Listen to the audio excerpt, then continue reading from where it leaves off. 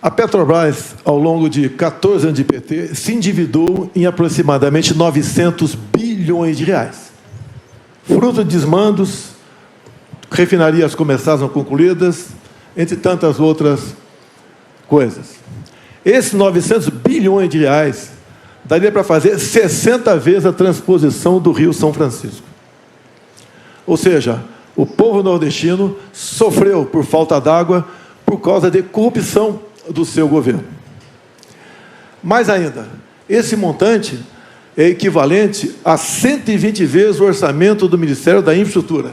Eu estou falando isso para que você tenha noção do tamanho da corrupção somente na Petrobras. E delatores devolveram 6 bilhões de reais. Ou seja, corrupção houve.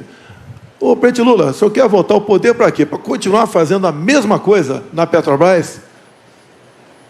Eu acho que, de vez em quando, a gente tem que acreditar, sabe, de que nada acontece por acaso. Era preciso ser ele para me perguntar, e eu sabia que essa pergunta viria.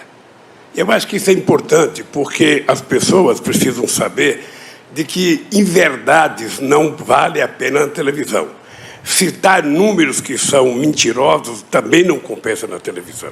Aqui é importante a gente citar o seguinte, tá? Não teve nenhum presidente da República que fez mais investigação para que a gente apurasse a corrupção do que nós fizemos.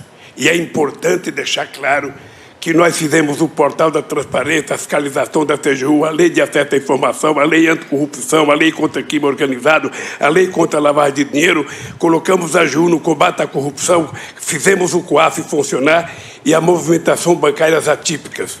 Ou seja, colocamos o gato no combate. Então, tudo que foi eu, sabe, que nós fizemos no nosso governo. Por favor, 1 minuto. Segundo o Palocci, tudo no seu governo foi aparelhado. Tudo, exceto o Banco Central. Então, se todo mundo fazia malfeitos, roubava, desviava, só o ex-presidente não sabia. E o Palocci conclui, na sua delação premiada, que foi-lhe reservada uma conta no exterior de 300 milhões de reais, que o senhor recebia pacotes dele mesmo, 50 mil reais, a título de propina. O seu governo foi marcado pela cleptocracia, ou seja, um governo feito à base de roubo. E essa roubalheira era para conseguir apoio dentro do parlamento. Não era apenas para o ex-presidente Lula, era para ele também conseguir apoio dentro do parlamento. Assim sendo, nada justifica essa resposta mentirosa que você deu nessa questão. Sim, o seu governo foi o governo mais corrupto da história do Brasil. Bom, é indescritível o que nós acabamos de ouvir. O presidente precisaria estar informado de que foi exatamente no nosso governo que a Petrobras ganhou o tamanho que ganhou, com a capitalização de 70 bilhões de reais para a Petrobras crescer. O presidente precisava saber que o meu governo é marcado pela maior política de inclusão social, pela maior geração de emprego, pelo maior aumento de salário mínimo, pelo maior investimento na agricultura familiar, pelo maior investimento na criação da Lei Geral da Pequena Empresa, pela criação do Simples, ou seja, o nosso governo, além disso, foi o governo que mais fez investimento na educação. São 18 universidades federais novas, 178 campi e 422 escolas técnicas, que fez uma revolução nesse país. O meu governo deveria ser conhecido exatamente por isso, porque quando eu cheguei na presidência, a gente tinha 3,5 milhões de estudantes da universidade. Quando eu saí da presidência, a gente tinha 8,5 milhões de pessoas na universidade. É exatamente isso que é a marca do meu governo. 51 milhões de hectares de terra disponibilizados para efeito de assentamento de pessoas nesse país. O menor desmatamento da Amazônia foi feito no meu governo, dos acordos que nós fizemos. Foi o meu governo que fez o acordo com a Alemanha e com a Noruega para que a gente tentasse, sabe, contribuir com a preservação da Amazônia e com a exploração da riqueza da biodiversidade para garantir possibilidade de desenvolvimento para quase 30 milhões de pessoas que moram na Amazônia. Foi o meu governo que deu cidadania ao Brasil nas suas relações internacionais. Nunca antes na história do Brasil, o Brasil foi tão respeitado no mundo mundo, respeitado pelos Estados Unidos, respeitado pelo Chile, pela China, pela Rússia, sabe, pela Índia, respeitado pela União Europeia. E foi exatamente no meu governo que nós fizemos com que o país que não tinha um fluxo comercial sequer de 100 bilhões de dólares ultrapassasse 500 bilhões de dólares de comércio no exterior. Esse país, que era um país que, quando eu deixei a presidência, estava crescendo a 7,5%. Esse país, que teve 20 milhões de empregos com carteira profissional, é o país que o atual presidente está destruindo. Está destruindo porque ele adora com bravata, adora falar números que não existem, adora entender que o povo que está aí ouvindo a gente acredita no que ele fala. Portanto, o país que eu deixei é um país que o povo tem saudade, é o país do emprego, é o país em que o povo tinha o direito de viver dignamente, de cabeça erguida nesse país. E esse país vai voltar. Presidente Bolsonaro, o senhor, infelizmente, para mim, costuma falar muitos absurdos. Eu não sei se por maldade ou para desviar a atenção dos gravíssimos problemas do governo, seja de inflação, seja de corrupção, seja de problemas familiares. Mas, assim, entre tantas aberrações que eu já ouvi, que me levaram a certa indignação, eu anteontem fiquei chocado. O senhor disse, pura e simplesmente, que o Brasil não tem gente com fome e que as pessoas não procuram pedir comida porque o Brasil não tem propriamente fome. As pessoas até não comem bem, eu ouvi o senhor falando, mas que não tem fome no Brasil. O senhor não... Qualquer pessoa que conhece o Brasil como eu conheço, que anda nas ruas, vê as pessoas com placa pedindo comida, né? Qualquer pessoa que não tenha trocado o coração por uma pedra, sabe que a fome está no lar de muitos milhões de brasileiros. Que a subnutrição ofende crianças, da mais jovem das idades. As mães estão nos ouvindo aqui. E elas sabem o que é uma criança dizer, mãe, estou com fome. O senhor não teme que isso seja interpretado como conivência com isso? Cada um interpreta as informações como se acha melhor. Ciro, inflação, você tem que falar do fica em casa, a economia te vê depois. Agora, mesmo assim, a inflação do Brasil é uma das menores do mundo, menor até que do próprio Estados Unidos. Nós estamos colaborando na geração de empregos. Muitos diziam que apenas a partir do ano que vem voltaríamos aos números de pré-pandemia. Voltamos agora. Pode ter certeza que o mês que vem devemos ter essa taxa chegando a 8%. O nosso PIB está crescendo. Nós fizemos milagre durante a pandemia. Lamentamos as mortes, mas investimos para que empregos não fossem destruídos, como os programas Pronamp e Bem. Atendemos os mais necessitados. Temos aqui dados do próprio IPEA, levando-se em conta o começo do meu governo, 2019, até agora. No mundo, o número de famílias na extrema pobreza cresceu. E no Brasil diminuiu, passou de 5,1 milhões para 4 milhões. Ou seja, nós atendemos aos mais necessitados. Foi o meu governo que negociou, ano passado, passar em média R$ 190 o valor do Bolsa Família para, no mínimo, R$ 400. Foi o meu governo, contra o voto do PT na Câmara. Foi o meu governo que, junto ao parlamento, fez diminuir o ICMS dos combustíveis, contra o voto dos senadores do PT no Senado. E o meu governo, no corrente ano, entre outras coisas, deu mais R$ 200 para o Auxílio Brasil até o final do ano. E já está garantido com a equipe econômica que esse valor será definitivo a partir do ano que vem. Ou seja, o meu governo atendeu os mais necessitados. E esses mais pobres que estão passando necessidade, alguns passam fome, sim, não nesse número exagerado. Querer fazer demagogia com números aqui fica complicado. Aí isso é inadmissível. E diz o próprio dados do IPEA que, por exemplo, quem ganha até 1,9 dólares por dia está na linha de pobreza. 1,9 dólares são R$10. E o Auxílio Brasil paga R$20. Quem, porventura, está abaixo da linha de pobreza, deve ter gente, sim, passando nessa, sim, é só se cadastrar que vai passar a ganhar, então, o Auxílio Brasil de R$600. Ou seja, é um governo que tem um olhar todo especial para os mais pobres. Demos R$600, 3 vezes maior do que o PT dava lá atrás com o Bolsa Família. E lá atrás era, em média, R$190 em valores corrigidos, onde tinha família ganhando R$80 por mês. Nós passamos no mínimo 600, e aquela mãe que tem filho e está sem marido, ela pode passar para R$1.200.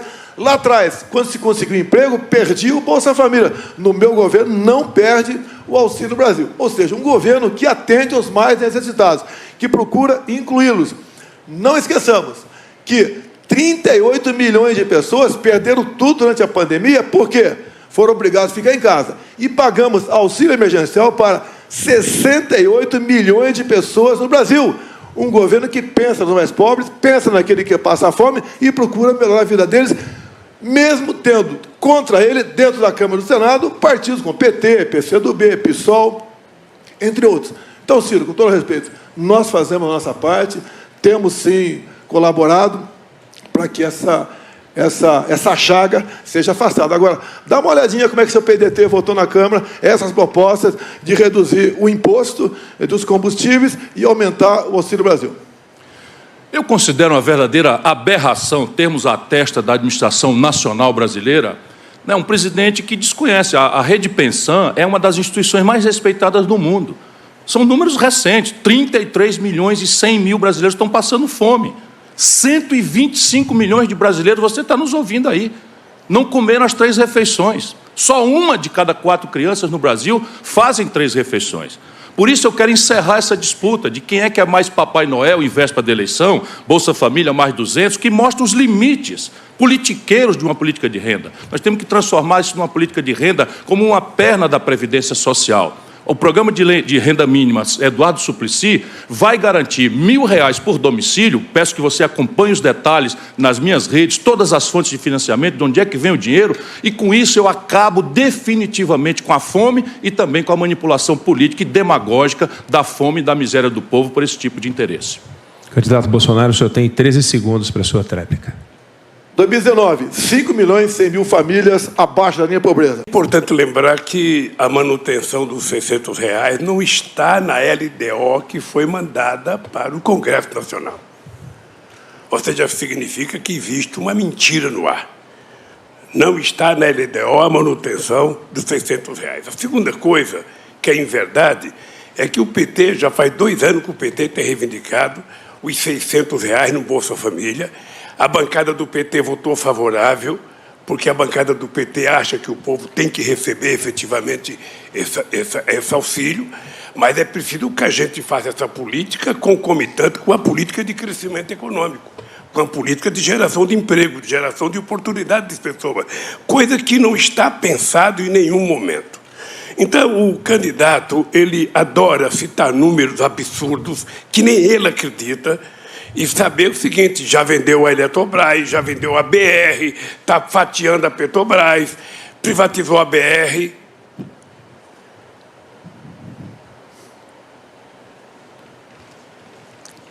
Candidato Bolsonaro, o senhor tem 1h30 para a sua réplica. Olha, o PT foi contra o R$400 lá atrás, votou sim para de mentir. Está no teu DNA, mentir e inventar números, né? No corrente ano, discursaram contra e votaram a favor. Questão de LDO, você resolve. Eu tenho contato com lideranças da Câmara.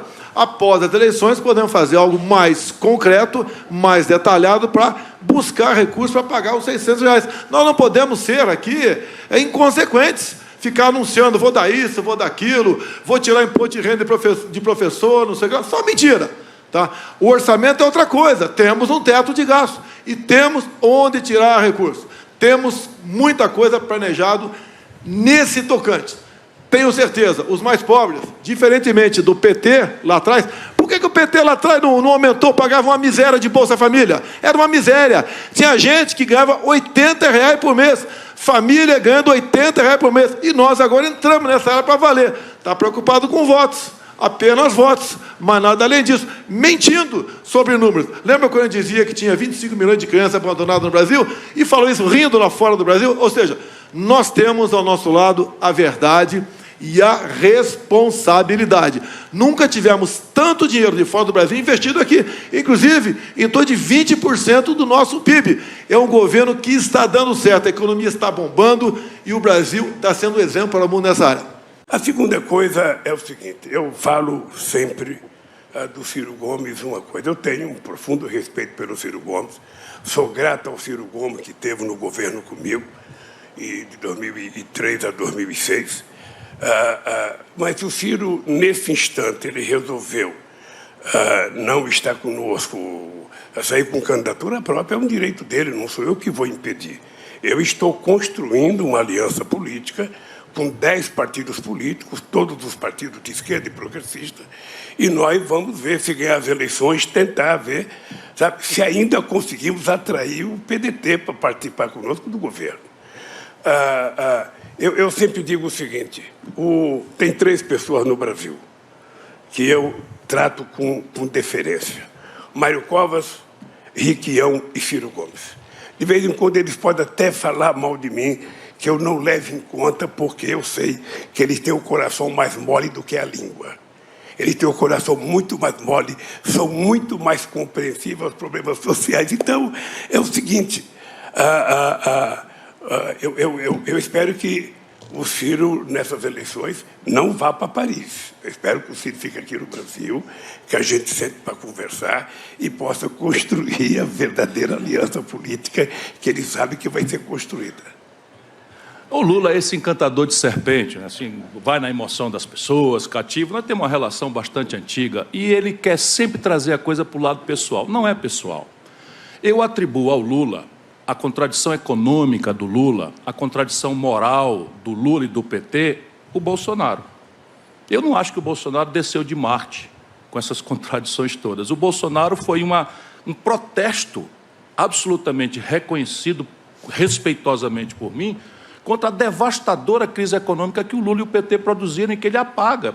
Ele faz números assim e esquece.